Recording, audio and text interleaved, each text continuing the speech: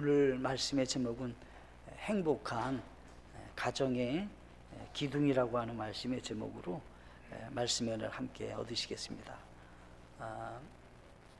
가정의 달 5월달을 맞이해서 다시 한번 삶의 안식처가 가정인데 이 가정의 소중함을 다시 한번 우리 좀 돌아보시고 또 행복한 가정을 다시 한번 세우셔야 되겠다 하는 마음을 갖는 그런 귀한 시간이 되셔서 우리 인생의 여정길에서 하나님 주신 선물, 가정을 통해서 풍성한 하나님의 사랑과 은혜가 가득한 삶들이 되시기를 진심으로 바라겠습니다.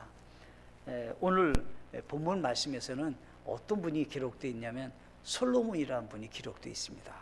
그래서 이 전도서는 솔로몬이 기록한 말씀인데 이 솔로몬이라고 하는 분이 어떤 집에서 태어났냐면 그의 아버지가 다윗입니다. 근데 이 다윗이라고 하는 분이 성경에서는 얼마만큼 하나님과의 관계가 좋았냐면 마음이 하나님과 합한 사람이라는 겁니다. 하나님이 그 다윗만 보면 흡족하신 겁니다. 더 이상 뭐 이렇게 그냥 조금 더 흠이 없는 거예요. 그냥 좀 그렇게 하나님의 마음에 흡족한지 너는 나와 어떻게 일치가 된다, 한 마음이 됐다, 이렇게 말하는 다윗의 집안에 태어났습니다. 근데 우리가 생각할 때 다윗의 가정은 굉장히 행복할 것 같잖아요. 근데 성경에 보면 그렇지 않습니다. 왜냐하면 성경에 보니까 이 다윗이 여러 아내를 맞이해요. 이 여러 아내를 맞이했는데 자녀들이 거기서 이제 출생하게 되잖아요. 그런데 왕위를 놓고, 다윗 왕의 왕위를 놓고 서로 싸움하는 거예요, 형제끼리. 그래서 형제들이 많이 죽어요.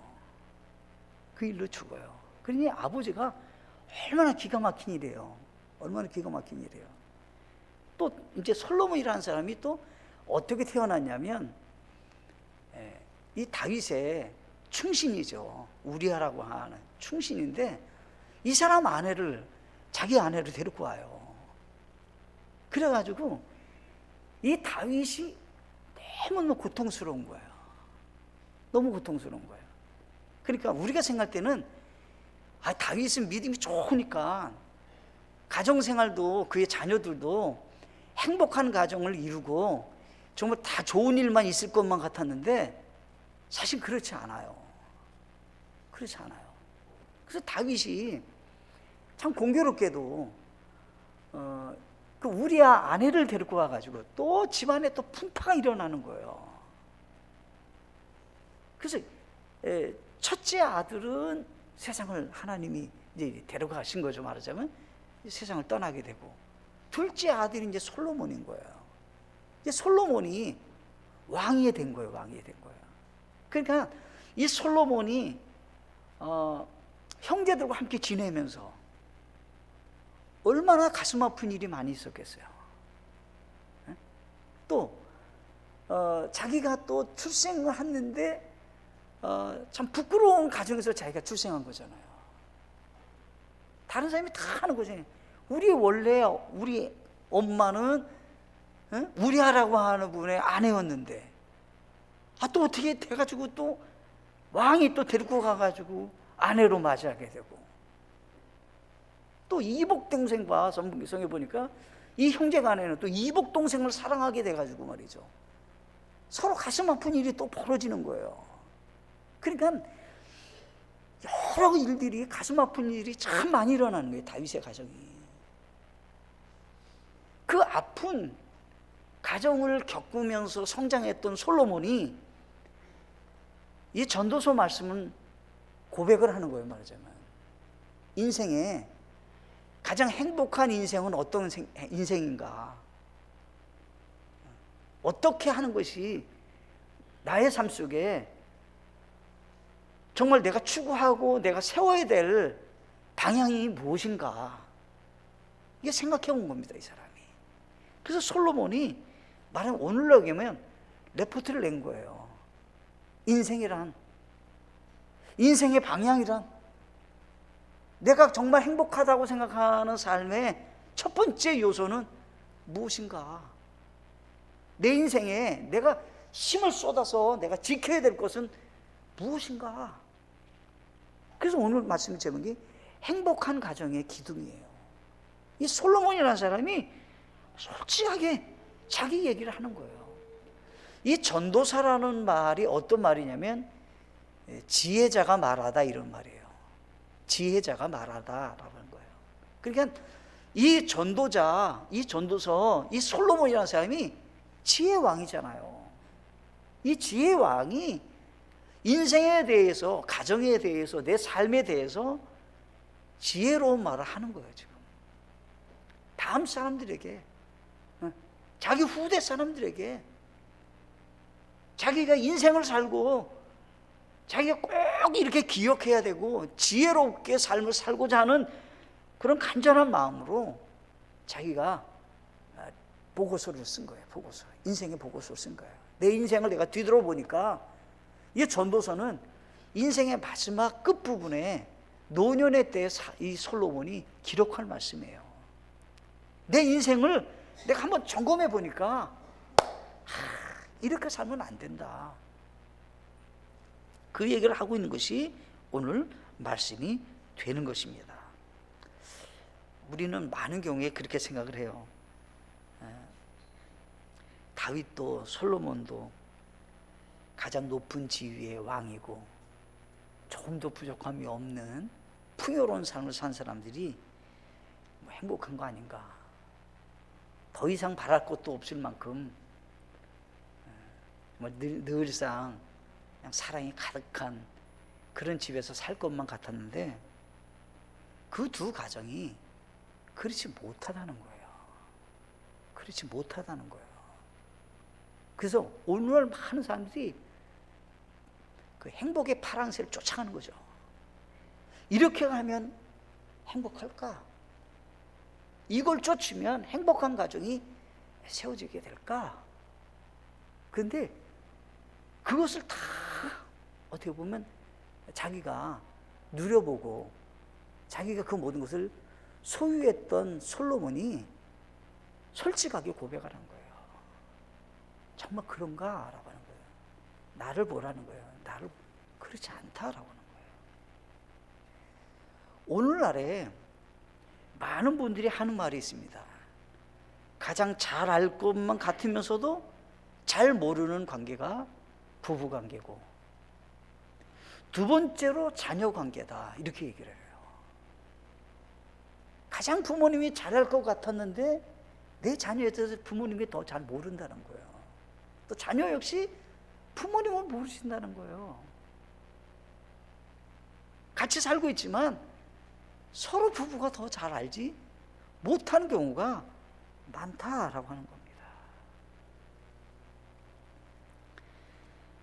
오늘 하나님의 말씀은 회복에 대해서 얘기하는 겁니다. 어떻게 하면 우리의 가정들이 행복한 가정으로 회복될 수 있을까라고 하는 거예요. 그 외국에서는 그런 얘기가 있다고 그러잖아요. 사업을 굉장히 크게 바쁘게 하는 분이라 할지라도 아내를 등한시 여기면 이용감이래잖아요. 근데 우리나라는 어때요? 사업의 성공 1번이에요. 아내와 행복 2번째죠. 다 뒤로 가는 거예요. 지금 내가 사업을 위해서, 확장을 위해서 어느 사장님을 만나야 되고 어떤 연합하는 사람을 만나야 되는데 아내가 2번째죠. 다 그렇게 사는 시대예요. 우리는요. 우리가 뭔가 지금 착각을 하고 사는 그런 현 시대에 우리는 살고 있지 않는가 라고 하는 것입니다.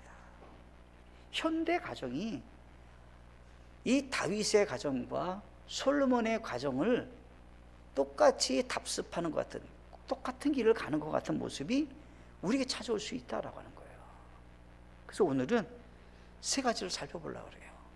우리 가정의 기둥으로 가져야 될 것이 무엇인가?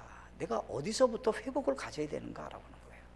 첫째가 죽음에서 생명을 예비한 가정입니다. 여기 성경에서 이 9장에 2절로 3절에서는 뭘 얘기하고 있냐면요, 모든 일이 모든 사람에게 똑같이 임한다. 의로운 자도 사악한 자도 선한 자와 정결한 자도 부정한 자도 희생을 드린 자도 희생물을 드리지 않는 자도 한 가지에서 반드시 일어난다는 거예요. 뭐가요? 죽음이 찾아온다는 거예요. 3절에서. 우리 인간의 근본적인 문제가 뭐냐라고 하는 거예요.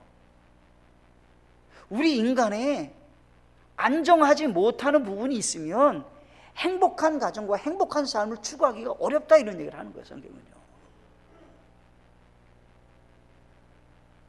껍데기를 많이, 죽은 나무에 많은 주렁주렁 열매를 맺었지만 진짜 열매가 아닌 거예요, 그거는요.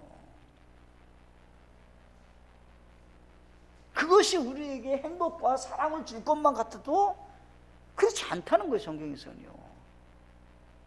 만약에 죽음이 끝이라면 인생을 그분이 잘 산 거냐? 아니라는 거예요, 성경에서는. 솔로몬이 하는 얘기예요.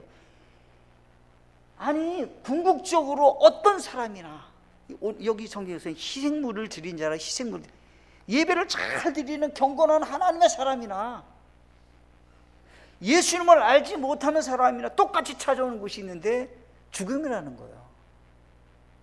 착한 사람이나 악한 사람이나 똑같이 찾아오는 게 죽음이라는 거예요. 모든 사람에게 공평하게 찾아오는 게 뭐냐라고 할 때 죽음이라면, 죽음에서 뛰어넘는, 죽음에서 찾아오는 안정감과 참된 마음에서부터 평강을 어디서부터 얻을 수 있느냐는 거예요. 세상 것을 얻을 수 있냐는 거예요. 얻을 수 없다는 얘기를 하는 거죠. 그분은 뭔가 가정을 세우는 문제도, 개인의 삶을 사는 것도 행복한 삶을 살 수 없다, 이런 얘기를 하는 거예요. 왜요? 자기 안에서부터 좀 공허해요. 공허하다는 거예요, 지금. 죽은 문제가 해결되지 않았어요. 그러니까 어떻게 해요? 텅 비어 있는 거예요. 근데 어떻게 해요? 예수님 안에 있는 생명이 있어요. 저 천국에 들어갈 수 있는 확신이 있어요. 예수님의 부활이 나의 부활이 됐어요. 게임이 끝나는 거예요, 이분은요. 인생의 나그네 길에 게임이 끝나는 삶을 살게 되는 거예요, 일단은. 그러면 어떻게 해요? 안정감이 있이 인생을 살 수 있다라고 하는 겁니다. 그것이 없다고 생각하면요, 아무리 가정을 세우려 해도 세울 수가 없는 거예요. 왜요? 아직 내면이 그렇고 내 삶의 가치관이, 내 삶의 방향이 아직도 없는 거거든요. 그니 뭐로 어떻게 가정을 세울 수 있냐는 말이에요. 아무것도 세울 수 없게 된다는 거예요, 성경에서는. 그래서 성경에서는 궁극적으로 얘기하는 거예요. 끝이 있다는 거예요. 그게 9장 3절에 보시면, 끝에 보시면 이렇게 돼 있잖아요. 마음에는 악이 가득하며 그들은 사는 동안 마음속에 미친 것을 품고 있다가 그 뒤에 죽은 자들에게도 가느니라. 거의 자기 열정적으로 자기 삶을 전부를 바치고 살아요. 어디다가? 행복할 것 같은 곳으로. 자기가 사랑이 있고 그것만 얻으면 될 것 같은 것으로 미친 듯이 산다는 거예요. 미친 듯이. 근데 성경에서 뭐라고요? 그 사람은 결국은 죽으로 인생을 산 것과 다른 바가 없다는 거예요. 죽는 사람이라는 거냐. 소망이 없다는 거예요, 이분은요. 주님이 예비하신 저 천국 준비됐습니까? 행복한 가정을 이룰 수 있는 거예요. 나부터가 준비가 끝난 거예요. 그것이 없습니까? 죽음이 늘상 들어온가요? 채울 수 없어요. 솔로몬이라는 사람이 일장에 갈 것 같으면 그 헛되고 헛되고 헛되고 헛되니 헛되고 헛되도다는 말을 해요. 그럼 이 사람이, 유태인들은 글을 쓰거나 말할 때 그 사람들이 특징이 있어요. 결론부터 말을 해요. 결론을 말하고 서술을 해요. 그러니까 이 솔로몬이 1장 1장 초반에 헛되다는 말을 많이 하는 거예요. 헛되다는 말을 많이 해요. 그리고는 지금 이제 설명을 하는 거예요. 왜 헛된가? 라고 한다면, 만약 생명이 없는 인생을 살고 소망이 없는, 저천국이 없고 부활의 소망이 없는 인생을 산다면 헛됩니다. 헛됩니다. 이 헛되다는 말은 입김이라는 거예요. 입김. 입김은 어떻게 해요? 잡으려면 없다는 거예요. 잡으려면 없어요. 그러니까 우리가 생각한 것 같이 뭐가 잡으면 있을 것 같았는데 없다는 거예요.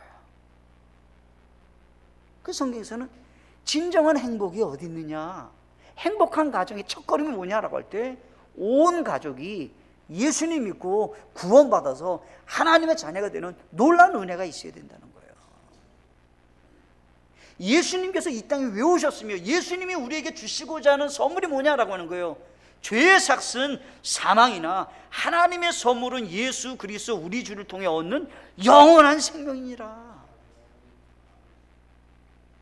그것을 우리가 먼저 소유해야 인생을 살 수 있게 된다는 거예요. 솔로몬이 방탕하게 살았어요. 맨 처음에 믿음으로 살다가요, 방탕하게 살았어요. 왜 방탕하게 살았어요? 자기가 이 사람이 방탕하게 왜 살았어요? 자기가 죽음에 대해서 깊이 기억하고, 나도 죽음이 찾아올 수 있다라고 하고 시간을 아끼고 좀 경건하게 인생을 살아야 되는데 그것을 등한시하겠다는 거예요. 결국은 죽는데, 내가 죽는데 죽음을 깊이 생각지 않고 살았다는 거예요, 내가. 그러니까 어떻게 해요? 9장에서는 중요한 얘기를 하는 거예요. 모든 사람이 죽습니다. 마음씨 착한 사람도, 얼굴 예쁜 사람도, 권력자도, 돈 많은 회장님도, 나이 어린 사람도, 나이 드신 분도 다 세상 떠난다는 거예요. 결국은 어떻게 해요?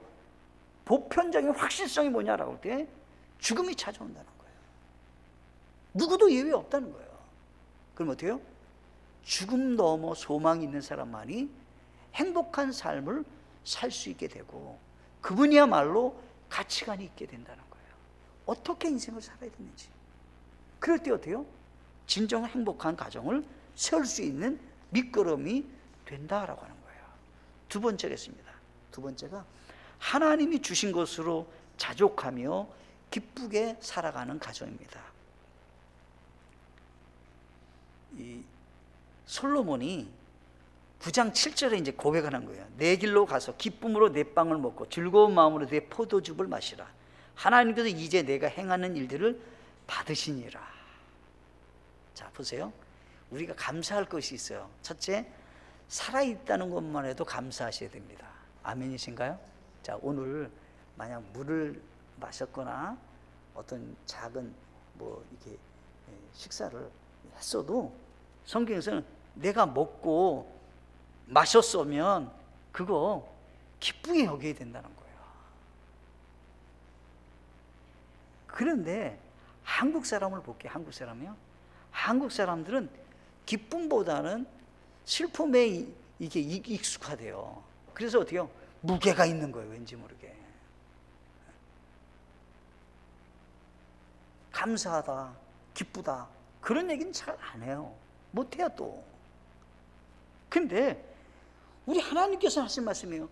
인생을 살면서 첫 번째 가져야 될 마음 자세가 있습니다. 그리고 표현해야 될 마음 자세가 있는데, 기쁘게 빵도 먹고 즐거운 마음으로 포도즙을 마셔야 된다는 거예요. 이스라엘 나라에는 포도즙은 그냥 음료예요. 그냥 거기에서는. 왜? 물이 귀하니까요. 물이 귀하니까 늘상 물과 같이 마시는 것 중에 하나가 포도즙인 거예요. 그럼 그 사람들이 늘상 빵을 먹으면서 이 포도즙을 이렇게 마셨는데, 일상적인 그런 거지만 기쁘게 여겨야 된다는 거예요. 그래서 성경에서 어떻게 했냐면 8절에 보면 이렇게 됐어요. 내 옷을 항상 희고 내 머리에 향유가 부족하지 않게 해라.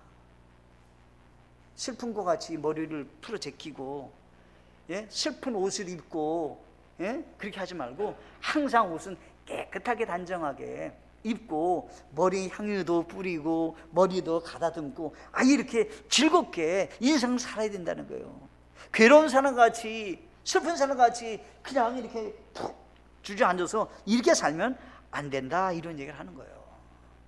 그러면 이제 솔로몬의 인생 가운데 하나님이 주신 것들이 기록되어 있습니다. 솔로몬에게 하나님이 주신 것, 자, 한번 보세요. 솔로몬에게 주신 것, 첫 번째, 전도서 1장 1절에 다윗의 아들 예루살렘 왕 선포자의 말씀이라. 솔로몬이 누구냐라고 할 때 그는 다윗의 아들로 태어났어요. 특권이잖아요. 축복이잖아요. 왕의 아들로 태어났는데 얼마나 영광이에요. 말할 것도 없어요, 이거는요. 그런데 그 사람이 왕의 아들로 왕자로 성장하는 정도가 아니라 예루살렘의 왕이에요. 왕이 됐어요. 자, 보세요. 왕위로 이렇게 등극할 수 있는 축복이 있었다라는 얘기예요.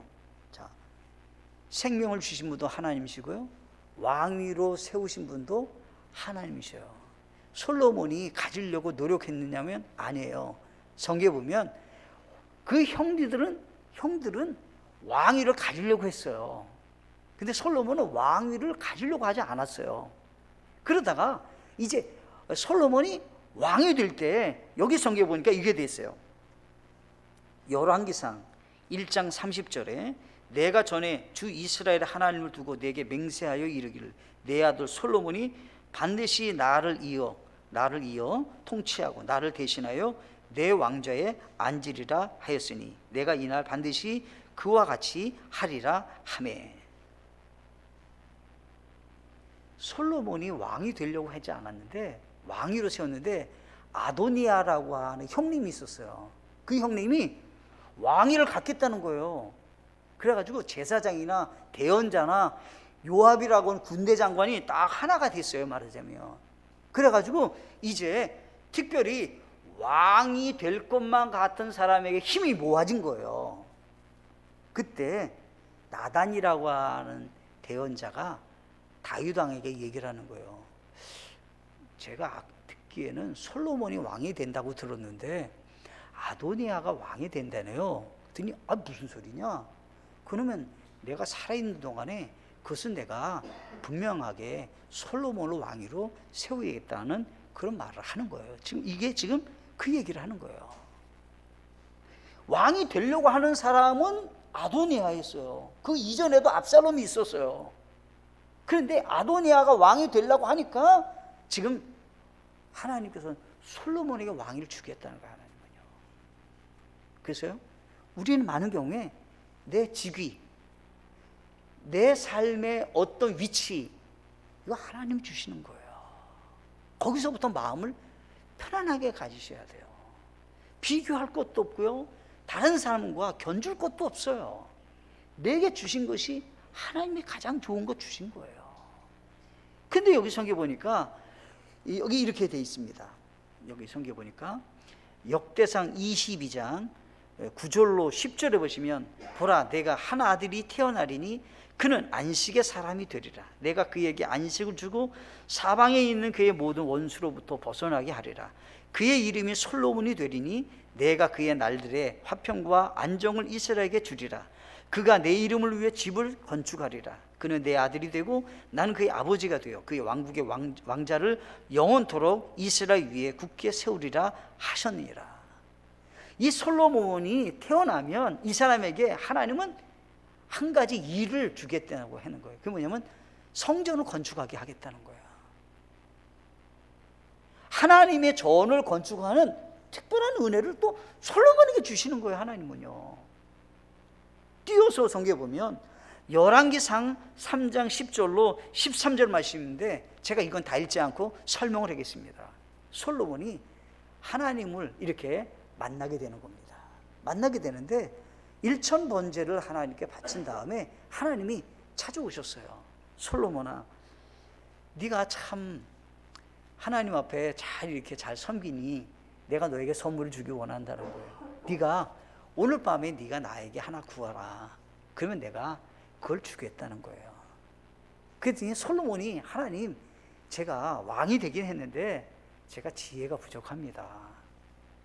이 나라 백성들을 중요할 때 내가 인도해야 되고 결정해야 되는데 지혜가 필요합니다. 그래 하나님께서는 그래? 그럼 내가 지혜를 주겠다는 거예요. 그런데 지혜를 그가 구했는데 하나님은 어쩌면 너는 내 마음에 흡족하겠냐. 지혜도 주고 네가 구하지 않는 재물도 줄 것이고 부귀영화도 줄 것이고 너가 죽을 때까지 너는 왕이 될 것이고 내 나라를 튼튼하게 세워주겠다. 자 보세요. 솔로몬이 가졌던 모든 것들이 어디서부터 왔냐는 거예요. 어디서부터 왔냐는 거예요. 그래서 여기 성경에 띄어서 보면 이렇게 기록하고 있습니다. 여기 전도서 9장 여기 말씀을 보시면 이렇게 기록하고 있습니다. 9장 여기 10절에 보시면 되겠습니다. 무엇이든지 내 손이 해야 할 일을 얻은 대로 내 힘으로 그것을 하라. 하나님이 너에게 준 것이 있다는 거예요. 그럼 너는 그것을 어떻게 해요? 충성스럽게 감당하라는 거예요. 그러니까 솔로몬을 통해서 금방 알 수가 있는 거예요. 솔로몬이 왕위를 가진 것도 아니고 출생할 때 왕의 아들로 태어난 게 원래는 이기 때문에 어머니 생각하면 우리 아의 아들로 태어났는지, 물론 사실은 아니지만 우리아라고 하는 사람이 아내였으니까 밧세바가. 다윗은 거기 태어날 수 없는 사람이에요. 왕위로 태어나서 왕의 아들로 태어났어요. 그 위에 형님들은 대단한 형님들인데 그 형님보다도 가장 좀 부족하다고 생각하는 나이 어린 솔로몬이 왕이 됐어요. 또 하나님께서는 영광스러운 건축할 수 있는 그런 축복도 주셨어요. 구하지 않았지만 하나님은 지혜도 주시고 물질의 축복도 그에게 주셨어요. 또 성경에 보면 이렇게 되어 있습니다. 역대하 9장 25절로 28절에 보시면 이렇게 되어 있습니다. 솔로몬이 말과 병거를 둘 외양간 4,000개와 기병 12,000명을 소유하며 그들을 병거 도시들에도 두고 예루살렘에 있는 왕에게도 두니라. 얼마나 풍요로운 생활하는지. 자기가 가진 말과 병거가 몇만 마리인 거예요. 몇만 마리. 오늘로 얘기하면요, 그냥 자가용이 수백 대가 있는 거예요. 좋다고 하는, 세상에 좋다는 자가용 좋은 겁니다. 다 갖고 있는 거예요. 지금 그 얘기를 하는 거예요. 말하자면 지금으로 얘기하면요. 9장 26절에 보면 또 그가 강에서부터 블레셋 사람의 땅과 이집트 경계까지 모든 왕을 통치하였으며 주변의 나라를 다 통치했어요. 더 이상의 솔로몬이 주변 나라들과는 그냥 게임이 안 될 정도로 강력한 나라를 세웠어요. 27절을 보시면 왕이 예루살렘에 은을 돌같이 많게 하고 백향목을 낮은 평에 돌 무화과 나무같이 많게 하였더라. 그들이 솔로몬을 위해 이집트와 모든 땅에서 말들을 가져왔더라. 좋다고 하는 것은 예루살렘에 다 있는 거예요. 좋다고 하는 거는, 세상에 좋다고 하는 거는 다 그냥 예루살렘에 와 있는 거예요. 지금 그 얘기를 하는 거예요, 지금요.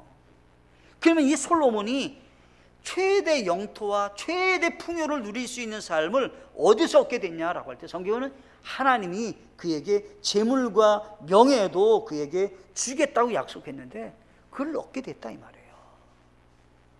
이 솔로몬이 어느 정도로 풍요롭게 살았냐? 열왕기상 4장 22절로 23절을 보면 솔로몬의 하루 식량은 고운 밀가루 30고루와 굵은 가루 60고루와 살찐 소 10마리와 초장의 소 20마리와 양 100마리와 그 외에 숫사슴과 노루와 다마사슴과 살찐 날짐승이 있었더라. 하루 먹는 그가 누리면서 잔치를 하면서 음식을 대하는 게 이루 말할 수가 없어요.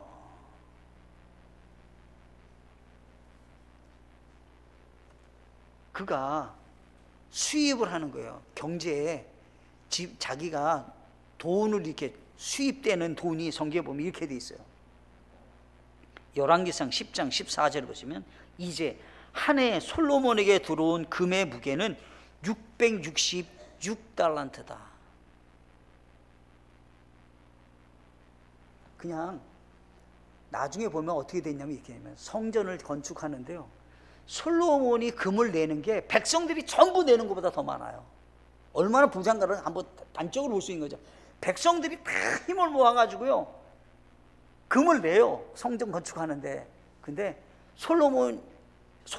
다윗이 하나님 앞에 받아서, 솔로몬이 받아서 하나님께 바치는 게, 그 개인이 바친 게 이 백성들이 다 함께 바치는 것보다 더 많아요. 그래서 여기 성경 보니까 16절에 솔로몬 왕이 두들긴 금으로 큰 방패 200개를 만들었으며 방패 한 해에 금 600세겔이었다.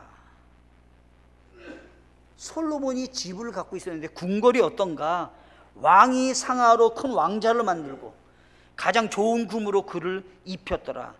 왕자에는 6계단이 있었고 왕자의 꼭대기는 뒤가 둥글게 되어 있었으며 이로 말할 수 없는 모든 것들이 금과 가장 좋은 것을 화려하게 집을 꾸미고 있었다는 거예요. 근데 솔로몬이 한마디 얘기하는 거예요. 그게 많다고 해서 달라진 것이 있었습니까? 없었다는 거예요. 하나님이 주신 것으로 기뻐하고 자족하며 인생을 살아가야 된다는 거예요. 우리는 소시민으로 살다 보니까요, 조금 더 많이 막 이렇게 생각하잖아요. 근데 솔로몬이라는 사람은 모든 걸 다 가져봤다는 사람이 그거 아무것도 아니라는 거예요. 그거 아무것도 아니라는 거예요. 성경 보니까 이 솔로몬이 어느 정도로 부자였느냐면 열왕기상 10장 23절, 이같이 솔로몬 왕이 부와 지혜에서 땅의 모든 왕을 능가하였더라. 어떤 왕들보다도 부와 지혜가 뛰어났다는 거예요, 솔로몬이. 근데 그분의 고백은 뭐냐면 헛되고 헛되도다. 왜 그런 말을 하냐는 거예요. 내 마음에 자족하는 마음이 있나요? 감사하는 마음이 있으신가요? 즐겁고 기쁘게 살려고 하는 마음이 있으신가요? 그것이 첫 번째라는 거예요. 그래야 행복한 가정을 이룰 수 있다는 거예요. 아무리 많은 것을 소유하려고 해도, 그걸 얻어도 그것으로 만족하지 않다는 거예요. 지혜의 책이라고 하는 탈무드에는 이렇게 말을 했어요. 돈이란 마치 바닷물과 같아서 마실수록 나를 더 목마르게 하는 것이다. 우리는 지금 이해가 안 가. 그래 돈이 있어야지. 돈이 있어야 되죠. 그런데 그것이 첫 번째가 아니라는 거예요. 첫 번째는 내 마음에 자족하는 마음이 있는가라고 하는 거예요. 기뻐하고 즐거운 마음이 있는가라고 하는 거예요. 그럴 때 행복하게 살 수 있다라고 하는 것입니다. 세 번째, 마지막으로요, 부부 사이가 화목한 가정입니다. 부부 사이가 화목한 가정입니다. 여기 9장 9절에 내 헛된 삶의 모든 날고 그분께서 해 아래서 내게 주신 내 모든 헛된 날에 내가 사랑하는 아내와 함께 즐겁게 살지어다. 하나님께서 가정을 이루고 한 아내를 주셨어요. 그러면 그 부부가 한 아내를 정말 사랑하면서 행복하게 사셔야 된다는 거예요. 근데 솔로몬이 실패를 했잖아요. 그죠? 그 솔로몬은 이루 말할 수 없는 아내가 있었어요. 열왕기상 11장 3절에 그에게 아내들 곧 왕비가 700명이요 첩이 300명이었고. 아니 말하면 뭐예요 이게. 어떤 분이 이렇게 표현했더라고요. 자기 아내 다 이름이나 외울 수 있을까 솔로몬이? 예? 길에서 보면 저 아내가 내 아내인가? 저 사람이 아마 그런 일도 있지 않을까요? 예? 아니 왕비가 700명이고 첩이 300명이에요. 1000명이에요, 1000명. 예. 아니 자녀를 낳았다 그러면 얘가 몇 번째 아들이야? 뭐 아무 모를 거예요. 이름이 뭐더라 제가? 어디서 태어났지? 예. 아마 이게 연관이 안 될런지도 몰라요. 근데 성경 보세요. 이 솔로몬이 많은 아내를 뒀는데 유익한 거 있었나요? 솔로몬이 결혼을 많이 하게 된 원인은 그 당시에는 부족이나 주변의 왕의 자녀들을 아내로 얻어서 이렇게 동맹을 맺는 관계로 결혼을 많이 했었다고 합니다. 문화적인 거죠, 문화적인 거. 근데 솔로몬이 고백을 하는 거예요. 아니라는 거예요. 그렇게 살아보니까 아니라는 거예요. 그것도 지키는 것도 하나님이 지키시는 거지 내가 지킬 수도 없는 것이고, 그것이 행복한 인생이 아니었다는 거예요.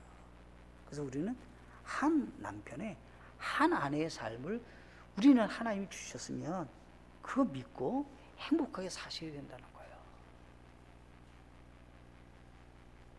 성경에 보니까 이렇게 말씀하셨습니다. 히브리서 13장 4절에 결혼은 모든 것 가운데 존귀한 것이요 잠자리는 더럽히지 말아야 하거니와 음행을 입사하는 자들과 간음하는 자들은 하나님께서 심판하시리라. 근데 성경에 보면 솔로몬이 타락하게 돼요. 타락하게 된 것을 보면 첫 번째가 아내들이에요. 아내들이 우상을 갖고 들어와갖고 우상을 자꾸만 퍼뜨리는 거예요. 그럼 우상을 퍼뜨리니까 어떻게 됩니까? 나라가 우상 숭배하는 나라가 점점 되는 거예요. 안 좋은 거잖아요. 그죠? 믿는 사람끼리 결혼을 잘 했어야 되는 건데 믿지 않은 사람하고 참 결혼하니까 솔로몬이 나라가 다 우상 숭배하게 되는 거예요. 두 번째는 뭐냐면 너무 풍요로워요, 이 사람이 솔로몬이. 그러니까 어떻게 해요? 하나님을 의지하지 않고 하나님 주신 것에 하나님의 주권을 인정하고 그분께 겸손하게 은혜를 강구하며 살지 않고 그것 때문에 풍요로워서 죄 짓는 거예요. 그래서 그렇잖아요. 어떤 사람이 죄를 많이 짓냐면요, 풍요로운 사람이 죄를 더 많이 짓는 거예요. 그냥 겨우 먹고 사는 사람이 무슨 죄를 많이 짓을 게 뭐가 있어요.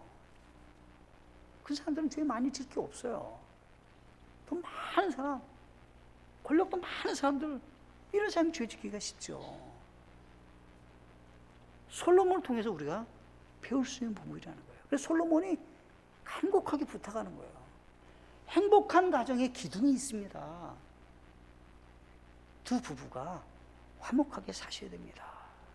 그것이 행복한 가정을 이루는 요소입니다. 하나님이 우리 가정에 주신 것이 있습니까? 그것으로 그냥 자족하고 기뻐하며 사셔야 됩니다. 우리 온 가족이 주님 안에서 평안과 참된 생명을 얻고 있습니까? 행복한 가정입니다. 그 가정이. 다른 것보다도 그게 첫 번째 가정이에요. 하나님 안에서, 주님 안에서 영원한 생명을 얻는 것, 그것이 축복이다라고 하는 것입니다. 오늘 말씀을 기억하시고 다시 한번 우리의 가정에 조금은 무너진 것 같은 모습이 있으면 솔로몬을 거울 삼아서 보시기 바랍니다. 나도 모르는 사이에 막 그거 쫓아가려고 그러잖아요. 그 쫓아갈 필요가 없어요. 오늘 말씀을 기억하시고 우리의 가정이 이 틀 안에서 안정되게 잘 세워나가신다면 주님이 기뻐하는 행복한 삶과 가정을 여러분들이 누리면서 살 수 있게 되리라 믿습니다. 함께 기도하시겠습니다.